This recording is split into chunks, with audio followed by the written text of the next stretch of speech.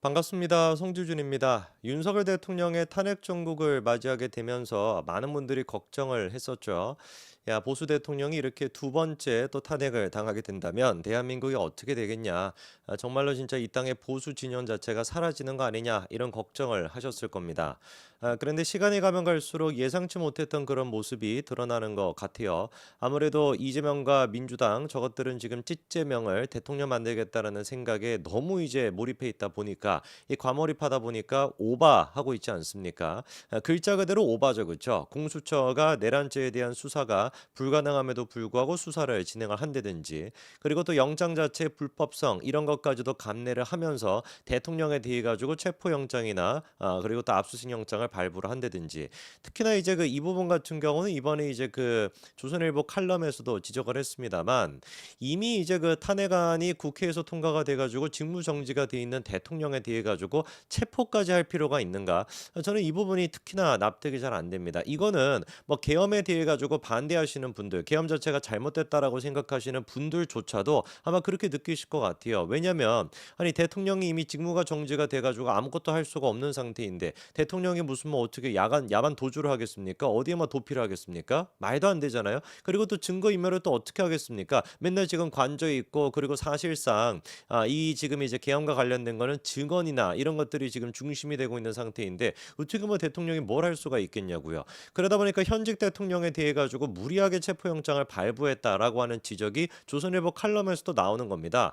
헌재를 통해 가지고 대통령에 대한 탄핵 소추가 이게 완전히 정리가 되고 그리고 난 다음에 뭐 체포가 필요한다면 체포를 하든지 하면 또 몰라도 지금부터 벌써부터 이렇게 체포를 할 필요가 뭐가 있냐라는 것이죠. 너무 무리해 가지고 하고 있다라는 생각이 들 수밖에 없습니다. 그러다 보니까 민주당은 어거지로 윤석열 대통령의 도주 가능성 이거를 또 억지로 만들어내기 위해서 경호처로부터 제보를 받았다. 뭐 이딴 식의 또 얘기를 하면서 윤석열 대통령이 막 도망을 갔다, 도주했다. 뭐 이런 식의 가짜 뉴스 퍼뜨리지 않았습니까? 근데 이게 코미디인 게 바로 또 그날 민주당이 그렇게 무슨 뭐 윤석열 대통령이 도주했다라고 하는 그날 오마이뉴스를 통해 가지고 관저에서 이렇게 뭐 지시를 내리고 이렇게 좀 명령을 내리는 윤석열 대통령 그 뭐 윤석열 대통령인지 특정은 안 됐습니다만 누가 봐도 그냥 윤석열 대통령 아니었습니까? 그 윤석열 대통령 모습이 드러났죠. 그 지들끼리도 지들이 지금 뭘 하고 있는지 모르는 거예요. 한쪽에서는 윤석열 대통령 관저 도망갔다 이딴 소리 나고 있고 한쪽에서는 윤석열 대통령 관저에서 지금 막 지시를 내리고 있다. 도대체 뭐 지들끼리도 말이 안 맞아가지고 어떻게 합니까? 자 이렇게 지금 민주당이 오버페이스로 나가다 보니까 시간이 가면 갈수록 보수 진영이 멸망하고 무너지기는커녕 오히려 시간이 갈수록 더 똘똘 뭉치는 그런 형태가 나타나고 있습니다. 아마 지금 나오는 윤석열 대통령에 대한 지지율은 지난 한 2년 반 동안을 생각해 봤을 때 거의 최고치다라는 생각이 들 정도로 높은 지금 지지율이 나오고 있는데요. 이러다 보니까 민주당 같은 경우는 더 급해지는 것 같아요. 그러다 보니까 니마 그 강을 넘지 마시오 할 때 그 강조차도 민주당이 이번에 건드렸습니다. 다른 게 아니라 헌재조차도 이번에 민주당이 공격을 한 건데요. 도대체 어떤 식으로 정신이 나가야 헌재를 공격할 수 있을지 한번 그거를 봐야 되겠습니다. 이미 아시는 바처럼 민주당은 뭐 최상목 이제 그 권한대행이 됐거나 그리고 또 공수처장이 됐거나 다 무슨 뭐 탄핵시키겠다라고 난리를 쳤죠. 이미 뭐 최상목 권한대행 같은 경우는 고발 조치까지 한 상태입니다. 내란 방조 뭐 이딴 말도 안 되는 또 얘기를 통해 가지고 그런 식으로 한 상태이죠. 자 여기서 이제 그 헌재까지도 공격을 하게 된 것인데 어떻게 해 가지고 이런 공격이 나오게 됐냐 배경을 좀 말씀을 드리면은 권성동 원내대표가 헌재에 무슨 뭐 압박을 했다라고 하는 논란이 먼저 제시가 됐어요. 근데 이 압박을 했다라는 것도 저는 좀 납득이 잘 안 되는데 일단 무슨 얘기냐? 김정은이 이제 그 헌재 사무처장이 이번에 국회에 오지 않았습니까? 근데 7일 오전에 국회를 찾아가지고 바로 이제 그 국회 들어가기 전에 권성동 원내대표랑 면담을 가졌다라는 거예요. 아니 그러면 권성동 원내대표랑 면담을 가질 때 권성동 원내대표가 뭐를 하겠습니까? 아니 뭐 국민적인 우리가 생각하기에 이런 것들은 좀 아쉬움이 있다. 뭐 이런 것들을 얘기를 하겠죠. 아니면 그 뭐 김정은 사무총장 앉아놓고 어제 뭐 골프 잘 치셨어요? 어제 뭐 밥 잘 드셨습니까? 뭐 이런 얘기 하겠습니까? 그래서 나왔던 얘기가 두 명의 헌법재판관 사태에 맞춰 결론을 내려고 하지 마라. 성급하게 결론을 내려고 하지 마라. 절차는 완벽히 보장하라라고 하는 입장을 이제 김 사무처장한테 전달했다는 거예요.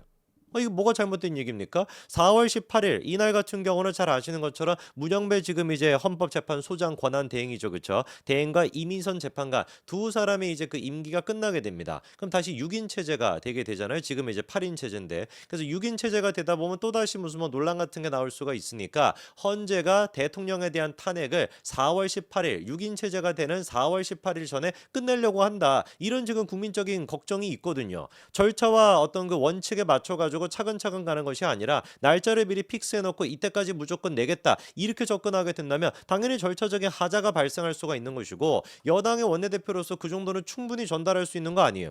그리고 이게 만약에 압박이라고 한다면은 기자들한테 이런 얘기를 안 해야지.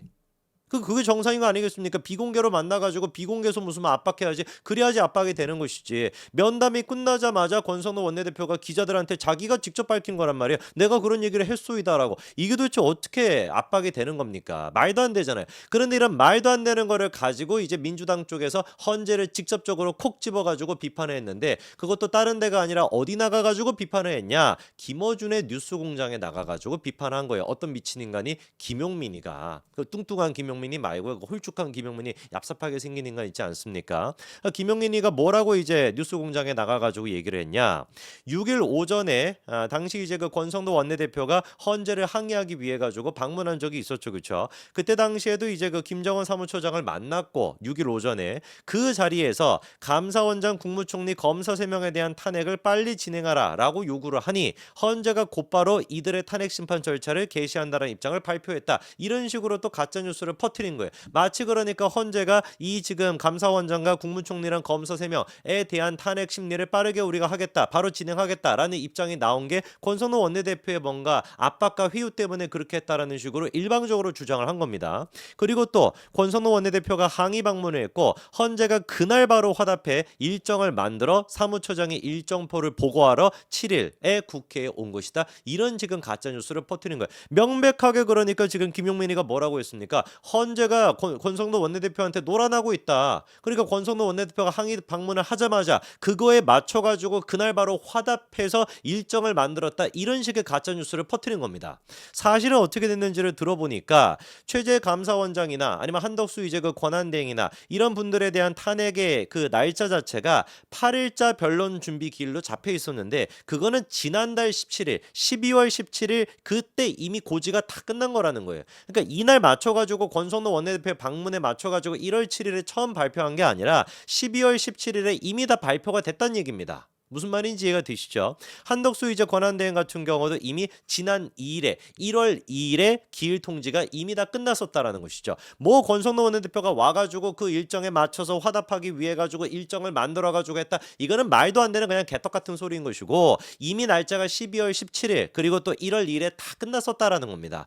실제로 그래서 한덕수 권한대행에 대한 그 탄핵 심판이 시작된다라는 것도 13일부터 시작이 된다라는 것인데 준비 절차에 돌입한다라는 것도 이것도 날짜가 이미 누구한테 전달이 돼 있었다라는 거예요. 1월 초 1월 2일에 한덕수 권한대행한테 전달이 돼 있었다라는 거죠. 왜 도대체 김용민이가 미쳐가지고 김어준 방송까지 나가가지고 헌재를 콕 집어가지고 지들의 주특기인 가짜 뉴스까지 퍼뜨리면서 공격하겠습니까? 이것이야말로 거꾸로 헌재를 지금 압박하고 있는 거잖아요. 민주당이 지금 헌재를 압박하고 있는 거 아닙니까? 헌재랑 민주당이 짬짬이를 했다라고 하는 논란이 있었는데 거기서 지금 한술 더 떠가지고 아예 그냥 민주당의 헌재까지도 공격하고 있는 거예요. 이거를 반드시 헌재가 똑바로 알아야 됩니다.